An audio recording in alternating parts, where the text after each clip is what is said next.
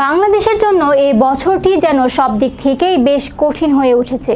রাজনৈতিক অস্থিরতা, মূল্যস্ফীতি ও বৈদেশিক চাপের মধ্যে যখন অর্থনীতি পুনরুদ্ধারে প্রাণপণ চেষ্টা চালাচ্ছে দেশটি, তখন যুক্তরাষ্ট্রের শুল্ক নীতির মতো একটি মারাত্মক সংকট এসে দাঁড়িয়েছে সামনে। গত বছর গ্রীষ্মে অর্থনৈতিক অনিশ্চয়তা ও রাজনৈতিক দমন পীড়নের মধ্যে গণ আন্দোলনের মাধ্যমে ক্ষমতা থেকে উৎখাত করা হয় এক স্বৈরশাসককে।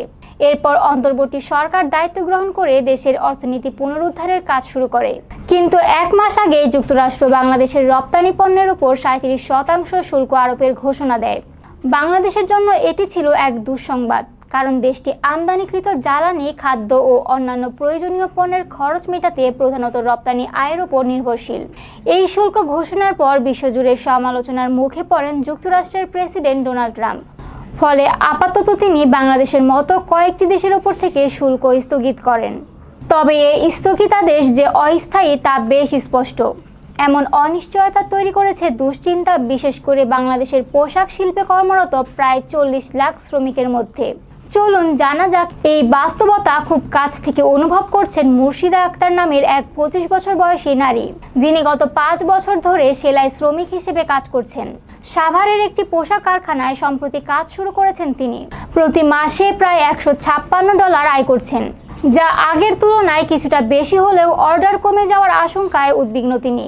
কারণ অর্ডার কমলে কমবে তার কাজ ও আয়, যা তার পরিবারকে বিপদে ফেলবে।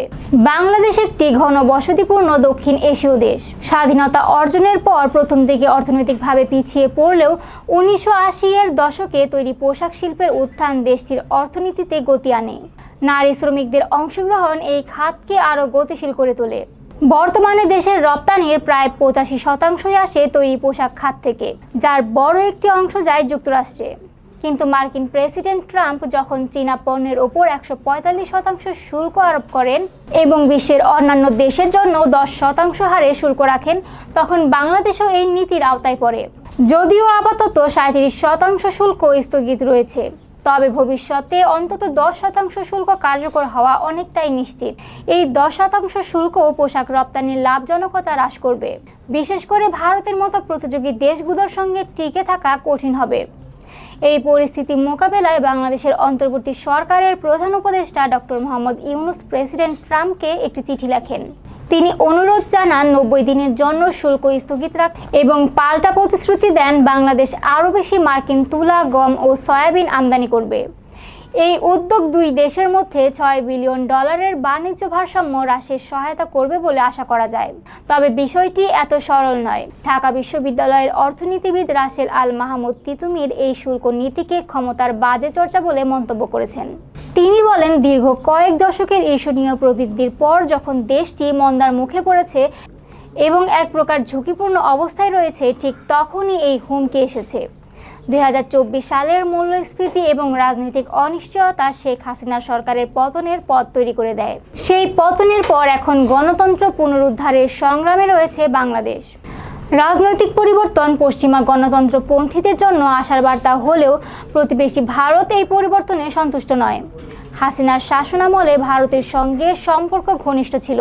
এখন কেন্দ্রীয় ব্যাংক তথা বাংলাদেশ ব্যাংক দেশের আর্থিক ব্যবস্থাকে ঘুরে দাঁড় করাতে নানা উদ্যোগ নিচ্ছে। বিশ্বব্যাংক জানিয়েছে বাংলাদেশের অর্থনৈতিক প্রবৃদ্ধি আগামী 2 বছর কিছুটা কমবে।